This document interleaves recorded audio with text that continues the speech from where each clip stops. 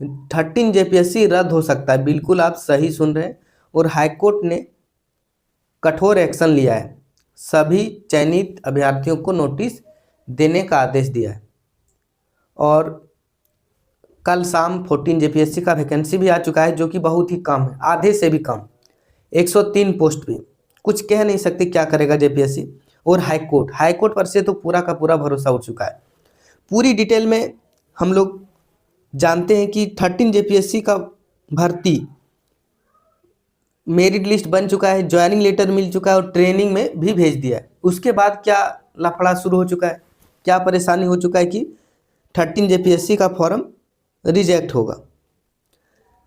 देखिए, 13 जेपीएससी के संबंध में झारखंड हाईकोर्ट से एक बहुत बड़ा न्यूज सामने निकल कर आई है। तो झारखंड हाईकोर्ट ने 13वीं रिजल्ट के प्रकाशन पर कड़ा रुख अपनाते हुए सभी चयनित 342 अभ्यर्थियों को नोटिस जारी करने का आदेश दिया है। तो यह मामला जेपीएससी में जो परीक्षा नियमावली है और जेपीएससी के कार्यप्रणाली में अंतर होने के बाद झारखंड हाईकोर्ट के द्वारा अपनाया गया है। इस मामले को लेकर जेपीएससी के अभ्यर्थियों के द्वारा पहले एकल पीठ में चुनौती दिया गया, इसके बाद डबल खंडपीठ में चुनौती दिया गया। तो आपको डिटेल में बताते हैं। तो सिविल सेवा परीक्षा के 342 सफल अभ्यर्थी बनाए गए प्रतिवादी। जेपीएससी ने अपने खुद के जो नियम बनाए थे उसी को तोड़ दिया है। जेपीएससी ने पहले बोला था कि हम ऑफलाइन कॉपी जांच करवाएंगे, लेकिन उन्होंने क्या किया, डिजिटल ऑनलाइन तरीके से कॉपी जांच करवाया। डिजिटल ऑनलाइन तरीके से कॉपी जांच करवाया, पहला गलती यहां किया। उसके बाद जेपीएससी का नियमावली ही कहता है कि कॉपी जांच करने के लिए well trade educated professor teacher की आवश्यकता होगी जो 5 से 10 साल का अनुभव हो। लेकिन जेपीएससी ने खुद नियम बनाया था कि हम जेपीएससी का कॉपी जो 5 साल 10 साल का अनुभव हो टीचर, उसी से कॉपी जांच करवाएंगे। लेकिन नए टीचर से जो कॉन्ट्रैक्ट बेसिस पर है उससे कॉपी जांच करवा लिया। ये 2 गलती हुआ। ये 2 गलती में ही हाईकोर्ट ने अच्छे से लपेट दिया है जेपीएससी को। उसका अनदेखा किया। इसमें ये नियमितता से कहीं भी गुंजाइश नहीं किया जा सकता है।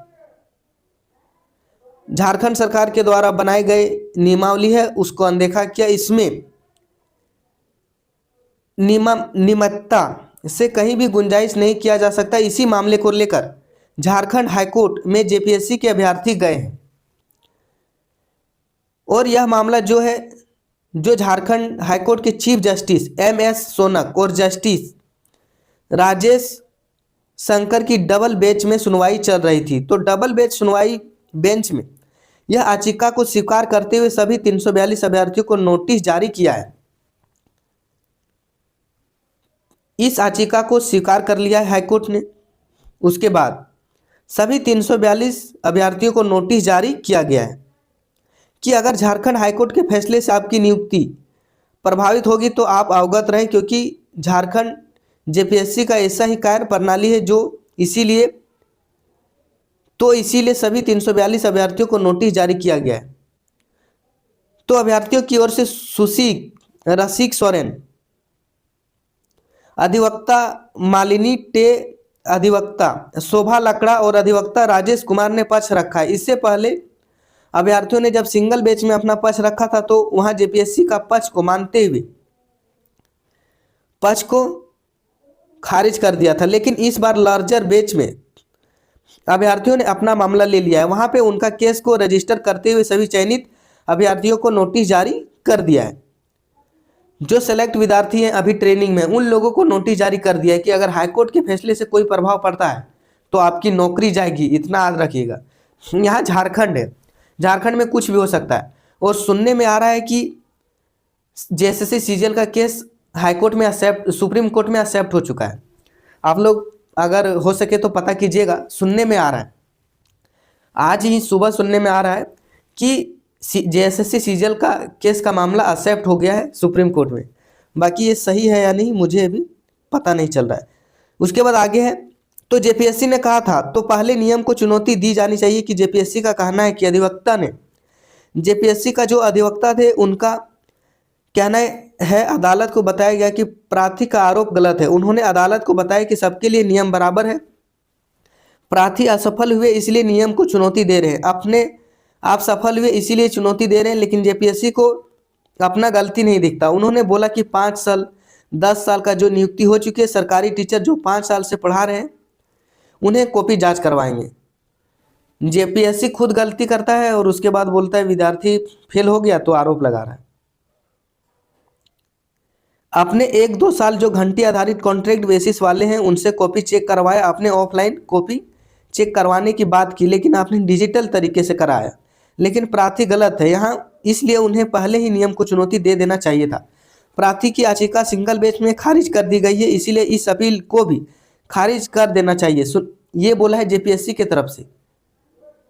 सुनवाई के बाद अदालत ने प्रार्थी को सभी सफल प्रतिवादियों को 2 सप्ताह में प्रतिवादी बनाने का निर्देश दिया है। इस मामले में हाईकोर्ट की एकल पीठ ने अक्टूबर 2025 में 11वीं से 13वीं जेपीएससी मेंस परीक्षा के परिणाम को रद्द करने की मांग करने वाली याचिका खारिज कर दी थी।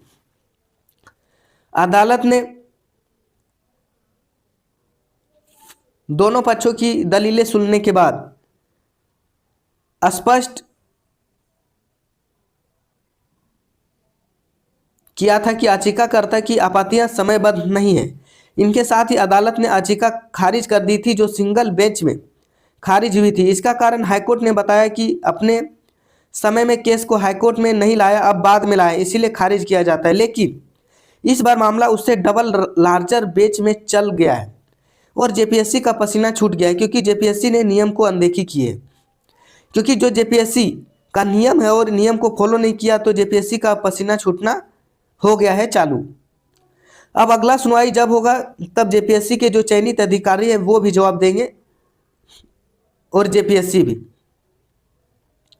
ये 13 जेपीएससी देखिए हो सकता है रद्द भी हो सकता है, कुछ नहीं कहा जा सकता। हाईकोर्ट ने पूरा मतलब सीरियस ले लिया है और रद्द होगा कि क्या होगा अभी कुछ नहीं कहा जा सकता। प्रार्थियों का भी पक्ष रखा जाएगा तो हो सके भविष्य में जेपीएससी का मेंस का परिणाम भी रद्द हो सकता है, तो खारिज कर दे, क्योंकि नियम में तो बड़ी गड़बड़ी हुई है। लेकिन हाईकोर्ट झारखंड हाईकोर्ट है, यहाँ तो कुछ भी हो सकता है, क्योंकि इससे पहले 6ठी जेपीएससी में जब क्वालिफिकेशन मार्क्स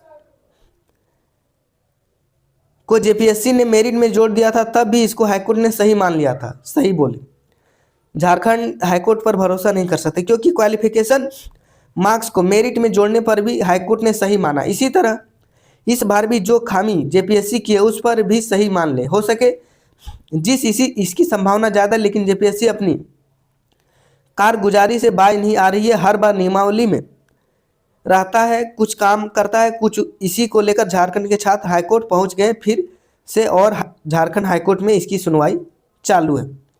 13 जेपीएससी का या तो मेंस परीक्षा फिर से होगा या तो ये वैकेंसी रद्द होने की संभावना है, लेकिन कुछ हो भी नहीं सकता। झारखंड के हाईकोर्ट, झारखंड के जेपीएससी, झारखंड के जेएसएससी पर भरोसा नहीं किया जा सकता है।